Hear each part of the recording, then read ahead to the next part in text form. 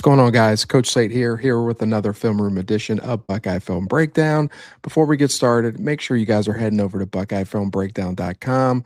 Find a subscription tier that fits your budget the most. We're trying to make sure we're getting you guys as much content as possible, and we need as much support as we can get. We really want to make sure we're pushing this out for you guys. As spring ball progresses, Jeremy, Jake, and I, we really want to just make sure we're giving you guys the best content possible. We know the last week has been kind of crazy. Haven't been able to record as many pods as we want.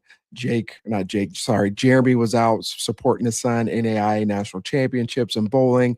I'm coaching girls flag football. Life is crazy, but we're going to find any way possible. I'm recording this right now. It is 1 a.m. and I got to be at work tomorrow morning. And so we want to make sure that we're getting you guys as much content as possible. So make sure you guys head over to BuckeyeFilmBreakdown.com.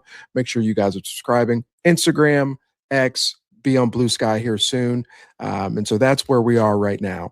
One of the things I wanted to touch base with you guys today and show you guys some film on is of offensive tackle Ian Moore from New Palestine, Indiana, redshirt freshman going into his redshirt sophomore year, was able to make one start this year against Purdue, his first career start, played a ton of snaps in the second half when Austin Cerebell was kind of dealing with some injuries against Miami in the playoff game.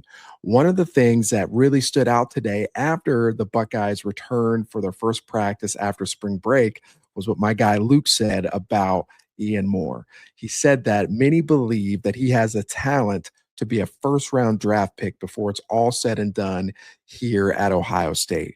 And I could tell you right now, that is a huge, huge, huge compliment to Ian Moore. But then it makes you question, well, if he's got that talent, then why isn't he starting? Well, could be many, many factors that go into it. But nonetheless, we do know that he is in this full-fledged competition with Phillip Daniels. And now you got to figure out what is the best configuration of this offensive line. Maybe they do want to keep Austin Cerebell at left tackle. That's one of the things that Jeremy and I talked about in one of our previous episodes, is that maybe that's what they want to do to help Sam Grier develop.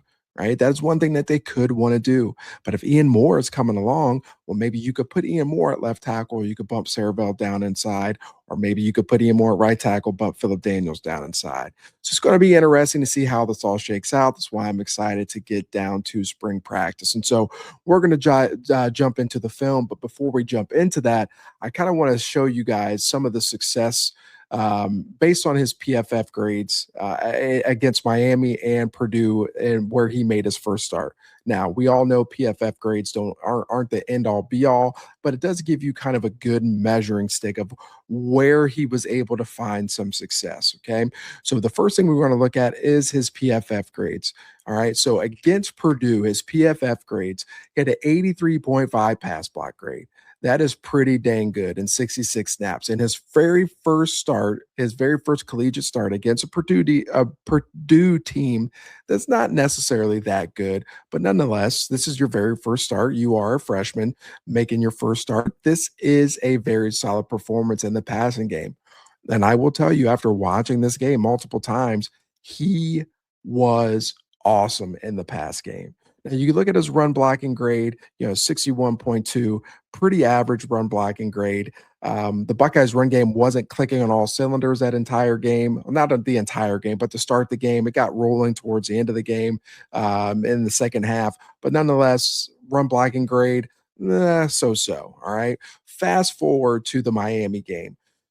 Ian Moore doesn't start that game, but he starts the second half. Okay. We all know the narrative behind that game is that the offensive line played atrocious and they did not do things very well that entire game.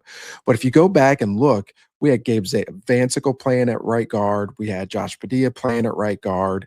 Tegra did not really play at all. I don't think he played at all. You had Phillip Daniels playing right tackle. You had a lot of things going on.